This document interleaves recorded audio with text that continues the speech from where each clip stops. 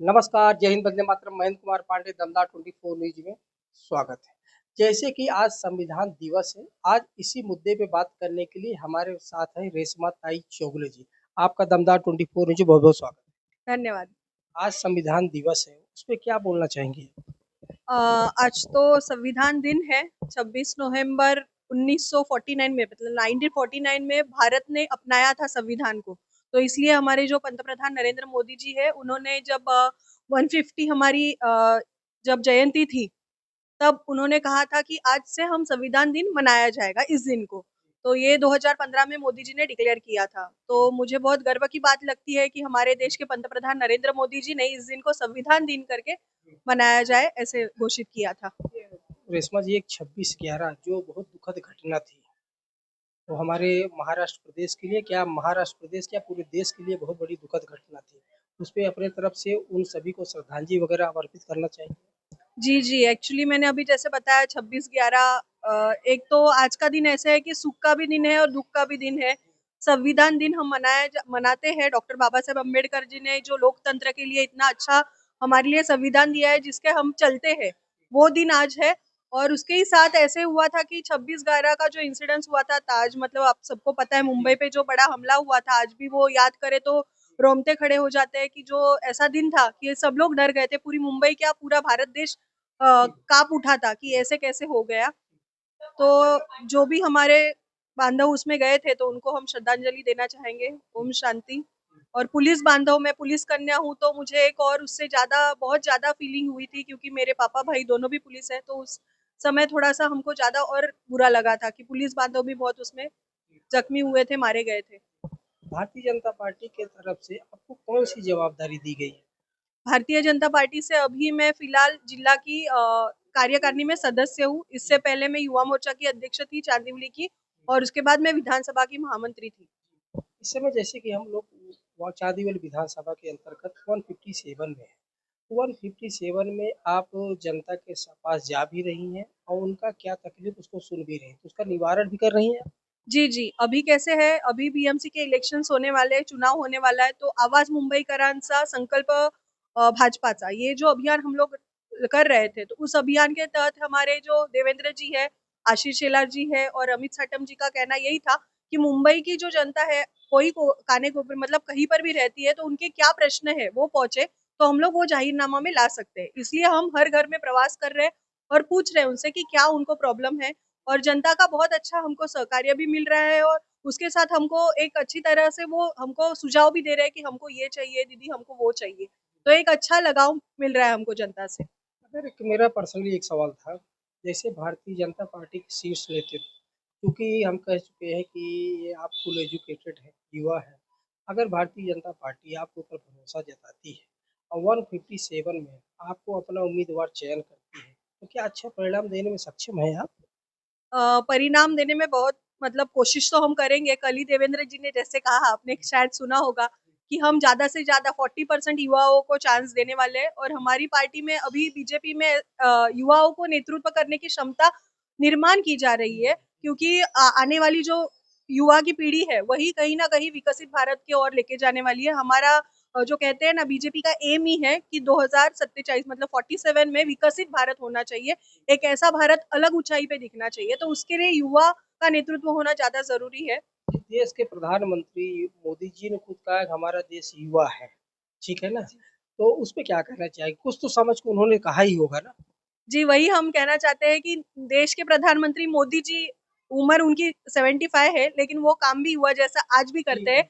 लेकिन वो चाहते हैं कि हमारी जो युवा पीढ़ी है, वो पॉलिटिक्स में एक्टिवली पार्टिसिपेट करे, मतलब पैसिव पॉलिटिक्स ना करे, वो एक्टिवली पार्टिसिपेट करके, क्योंकि जब लोकतंत्र में अगर युवा आता है, नेतृत्व करते हैं, तो उनकी आज आप देख रहे हैं एआई का ज़माना है।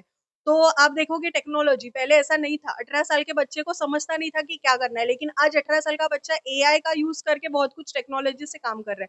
तो यही टेक्नोलॉजी का यूज़ जो है, वो अपने को ज़्यादा से ज़्यादा अपने को भारत को और विकसित बनाने के लिए यूज़फुल होगा। आपके साथ 2 चीज़ें जुड़ी हैं। पहली बात तो आप एक युवा शक्ति हैं, दूसरी बात है आप मातृशक्ति हैं। तो भारतीय जनता पार्टी लगता है वही देख के आपके ऊपर भरोसा जताना चाह रही है। अब ये तो हम अभी नहीं कह सकते, भारतीय जनता पार्टी नहीं, में हमारा सूत्र बता रहा है। जी, जी, ये हम अपने ओर से नहीं कह सकते। भारतीय जनता पार्टी के वरिष्ठ जो भी निर्णय लेंगे, वो हम उससे सहमत होंगे, पहली बात। और दूसरी बात, युवा शक्ति होते हुए हम मातृशक्ति और महिला शक्ति मेरे साथ बहुत ज़्यादा है। इसका मुझे बहुत मतलब गर्व महसूस करती हूँ, क्योंकि कल भी मैं जो भी महिलाओं को मिल रही हूँ, तो वो पहले मुझे गले मिलते हैं, जबकि मैं पाँव छूना चाहती हूँ, तो बोलते हैं, "नहीं दीदी, आपने हमारे लिए इतना कुछ किया है, जी, जी। तो हमें बहुत अच्छा लगता है कि आप हमारे घर आए, हमसे मिलने के लिए आए।" तो मुझे ये एक अच्छा मतलब कहते हैं ना, सामने से अच्छा रिस्पॉन्स मिल रहा है, तो ये कहीं न कहीं भारतीय जनता पार्टी के लिए बहुत अच्छा चिन्ह है। मतलब 157 में आपको पूरा आशीर्वाद मिल रहा है, पूरा सहयोग मिल रहा है। लोग अपने जो बातें हैं वो आप तक शेयर कर रहे हैं, यही कहना चाह रहे हैं? जी, जी, जी, एकदम 100% शेयर कर रहे हैं और वो चाहते हैं कि आप आए और विकसित जैसे भारत बन रहा है, वैसे संघर्ष नगर वार्ड 157 बने। जो भी उनके मुद्दे हैं, जो भी विकास के मुद्दे हैं, उनसे हम चर्चा करते, बैठ के चर्चा करते। ऐसा नहीं कि हम मिले और चले आए, वैसा नहीं, कि उनको एक्चुअल में क्या प्रॉब्लम्स है और हम उनको क्या सॉल्यूशन दे सकते हैं। इसके लिए हम अच्छे से मतलब उनसे बैठ के चर्चा कर रहे हैं, जी, संवाद कर रहे हैं। जी, देश के प्रधानमंत्री ही बोल चुके हैं कि अगर वार्ड हमारा विकसित होगा, तो हमारा देश विकसित होगा। शायद उसी अभियान पे आप काम कर रहे हैं। जी, एकदम परफेक्ट कहा आपने, क्योंकि कैसे होता है, अपने घर से शुरुआत होती है। उन्होंने कहा था घर में स्वच्छता रखिए, देश में स्वच्छता होगी, और वही है। अगर हम घर से काम करें, हमारा वार्ड मजबूत करें, हमारा बूथ मजबूत करें, हमारे हर एक कार्यकर्ताओं को मजबूत करें, तब जाके हमारी भारतीय जनता पार्टी मजबूत होगी, हमारा भारत देश मजबूत होगा। और हमारा भारत देश तब मजबूत होगा जब हम अपने वार्ड को विकसित करेंगे, तो भारत विकसित होगा।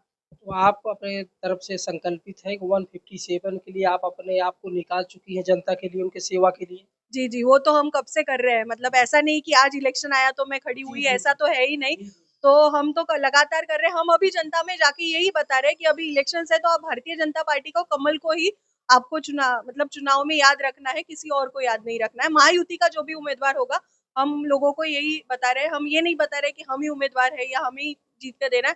हमारा एक ही कहना है कि महायुति का जो भी उम्मीदवार है, कमल चिन्ह के जो भी उम्मीदवार है, आपको उनको जिताना है। और अगर भारतीय जनता पार्टी हमें देती है चांस, तो 101% हम उनको अच्छा परिणाम। अच्छा परिणाम देंगे। बहुत-बहुत धन्यवाद वार्तालाप करने के लिए। जैसे हम बताएँ कि हमारे साथ में रेशमा चौगले जी थी। थोड़ा-सा बात करने में भावुक हो गई। भावुकता की भी एक मिसाल है, क्योंकि मिसाल वैसी है कि आज इन्होंने इतना ज़मीनी स्तर पे कार्य कर दिया है, अगर ये किसी का चरण भी छूने जाती है, तो इनको गला अपना बेटी समझ के, अपनी बहन समझ के इनको गले लगा लेती है।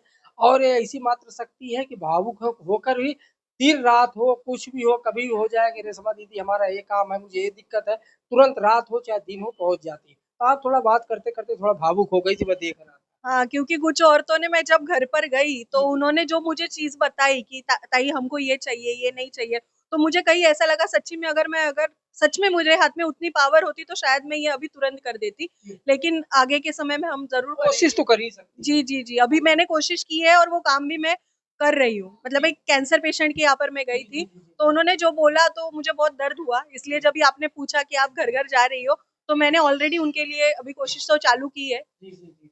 बहुत-बहुत धन्यवाद आपने वार्तालाप किया और आपने सारी बातें हमारे हमारे दमदार 24 हर सवाल का आपने बहुत ही ज़िम्मेवारी के साथ जवाब दिया, उसका बहुत-बहुत धन्यवाद। तो हमारे साथ में जैसे हम दर्शकों को बताएँ कि रेशमा चौगले जी थी, ये बहुत बड़ी वरिष्ठ का हम ऐसा कहें कि आज कई वर्षों से जो है समाज सेवा निस्वार्थ भाव से कर रही हैं और आज जनता का इनका आशीर्वाद और प्रेम मिल रहा है। तो आप ऐसे ही दमदार 24 न्यूज़ के साथ बने रहिए, हर खबर आप तक। जय हिंद, वंदे मातरम।